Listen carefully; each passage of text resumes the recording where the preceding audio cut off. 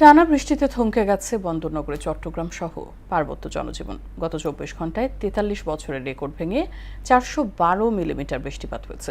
এতে সৃষ্ট জলাবদ্ধতায় বন্ধ হয়ে গেছে ট্রেন চলাচল, বিঘ্ন ঘটেছে আকাশ যাত্রায়, থেমে আছে বন্দরের পণ্য খালাসও। ইতিমধ্যে দেয়াল ও পাহাড় ধসে দুজনের প্রাণহানি ঘটেছে।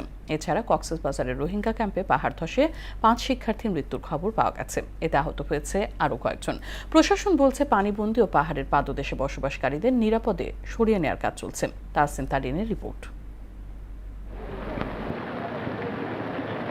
বৃষ্টি যেন থামার নাম নেই, কখনো ঝিরিঝিরি আবার কখনো মুষলধারে। গত 24 ঘন্টায় চট্টগ্রামে রেকর্ড 412 মিলিমিটার বৃষ্টিপাত হয়েছে, যা গত 43 বছরের সর্বোচ্চ। এর আগে 1983 সালে একদিনে সর্বোচ্চ 411 মিলিমিটার বৃষ্টি হয়। পূর্ব নাসিরাবাদে দেয়াল ও পাহাড় ধসে 2 জনের মৃত্যু হয়েছে। ভারী বৃষ্টির প্রভাব শুধু মহানগরীতেই সীমাবদ্ধ নয়। রেল লাইনে পানি ওঠায় চট্টগ্রাম কক্সবাজার রুটে ট্রেন চলাচল বন্ধ হয়ে গেছে। উত্তাল সাগরের কারণে চট্টগ্রাম বন্দরের বহিনোঙ্গরের জাহাজ থেকে পণ্য খালাসও বন্ধ রয়েছে। অফিস, ব্যবসা, শিক্ষা প্রতিষ্ঠান, যান চলাচল সবকিছুতেই নেমে এসেছে স্থবিরতা। কিভাবে চলবো? 4 দিন 5 দিন ধরে বৃষ্টি পড়ছে লাগাতার, এখন এখানে কোমর পানি।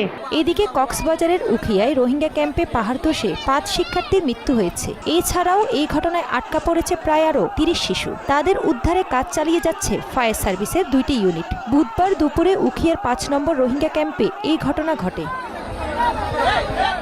কক্সবাজারের 16টি ইউনিয়নে বন্যা ও পাহাড়ি ঢলের পানি ঢুকে নিচু এলাকা প্লাবিত হয়েছে। ভেঙে গেছে নদী ও খালের ছোট ছোট বাঁধগুলো। এতে পানিবন্দী হয়ে পড়েছে লক্ষাধিক মানুষ।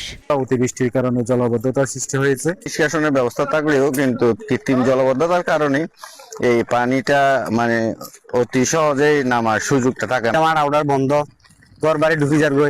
প্রশাসন বলছে পানিবন্দী ও পাহাড়ের পাদদেশে বসবাসকারীদের নিরাপদে সরিয়ে নিতে কাজ চলছে। গতকাল থেকে কন্টিনিউয়াসলি মাইকিং করছে এবং সরে যাওয়ার জন্য তাদেরকে বলছি, কিন্তু তারা সরছে না। কিন্তু এখন আমরা তাদেরকে ফোর্স প্রয়োগ করব। তারা যদি না সরে আমরা অন্যভাবে তাদেরকে সরানোর ব্যবস্থা করবো। এখান থেকে সরতে হবে, এটা হলো কথা। মৌসুমী বায়ুর প্রভাবে টানা 4 দিনের ভারী বৃষ্টি ও উজানের ঢলে বান্দরবানের সাঙ্গু ও মাতামহুরী নদীর পানি বিপদসীমার উপর দিয়ে প্রভাবিত হচ্ছে। নদীর পানি বেড়ে যাওয়ায় জেলা সদর সহ বিভিন্ন উপজেলার নিম্নাঞ্চল প্লাবিত হয়েছে। বসতঘর, সড়ক ও কৃষি জমিতে পানি ঢুকে পড়ায় দুর্ভোগে পড়েছেন কয়েক হাজার মানুষ। আমাদের গল্পগুলো সব ঢুকে গেছে। এখন আমাদেরকে সরকার যদি কিছু সাহায্য করে তাহলে আমাদের উপকার হবে। বাসার মধ্যে পানি ঢুকছে, এখন জিনিসপাতি সবগুলা হারিয়ে গেছে।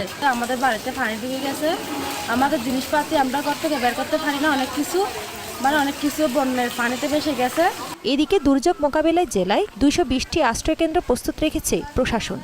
ইতিমধ্যে বান্দরবান পৌরসভায় কিছু কিছু এলাকা পানির নিচে চলে গেছে, জলাবদ্ধতার সৃষ্টি হয়েছে।